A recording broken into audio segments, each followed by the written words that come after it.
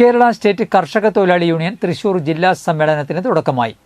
നെല്ലായി കൊളത്തൂരിൽ ബുധനാഴ്ച രാവിലെ KS ശങ്കരൻ നഗറിൽ കൊളത്തൂർ കാവലൂർ പാർക്കിൽ ജില്ലാ പ്രസിഡന്റ് MK പ്രഭാകരൻ പതാക ഉയർത്തിയതോടെ സമ്മേളനത്തിന് തുടക്കമായി. ജില്ലയിലെ 17 ഏരിയ കമ്മിറ്റികളിൽ നിന്ന് തെരഞ്ഞെടുക്കപ്പെട്ട 360 പ്രതിനിധികൾ സമ്മേളനത്തിൽ പങ്കെടുക്കുന്നുണ്ട്. All India agricultural workers union അഖിലേന്ത്യാ പ്രസിഡന്റ് A വിജയരാഘവൻ ഉദ്ഘാടനം ചെയ്തു.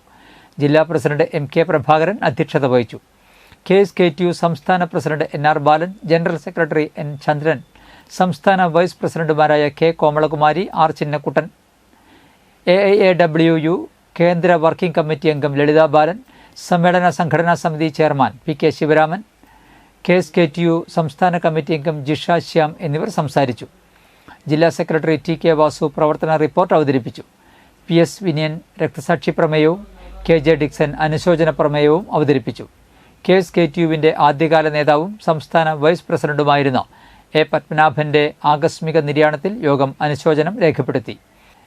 സമ്മേളന നഗരിയിൽ ഒരുക്കിയ KS ശങ്കരന്റെ ശില്പം തയ്യാറാക്കിയ ദേശാഭിമാനി ജീവനക്കാരനായ AV ശ്രീകുമാറിനെയും നെൽവയലിന്റെ മാതൃക തയ്യാറാക്കിയ സുരേഷ് P കുട്ടനെയും സമ്മേളനത്തിൽ അനുമോദിച്ചു. സ്വാഗത സംഘം ചെയർമാൻ PK ശിവരാമൻ സ്വാഗതം പറഞ്ഞു. സമ്മേളനം വ്യാഴാഴ്ചയും തുടരും.